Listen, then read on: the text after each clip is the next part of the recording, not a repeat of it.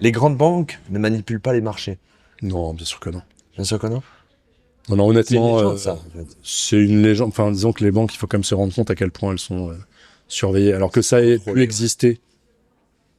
Après, la manipulation de cours, il faut savoir exactement, faut en revenir à la définition.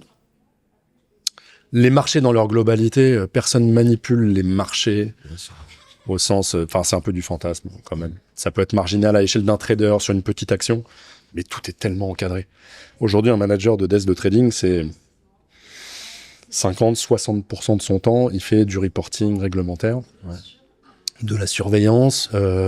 En tant que trader, moi, quand j'ai quitté la banque, on pouvait plus accepter un café d'un prestataire type courtier sans faire un reporting à la compliance. Ouais. Donc, on imagine bien que... Après, la nature humaine fait... Enfin, les gens sont très créatifs, quand même, pour contourner la règle. Bien sûr. Mais non, il y a cette légende sur la manipulation du marché. Enfin, peut-être que ça existe, mais plus trop dans les banques. Maintenant, il faut peut-être aller chercher plutôt du côté des fonds d'investissement qui sont un peu moins régulés. Mais côté banque, non, c'est plutôt devenu des bons élèves. Ouais.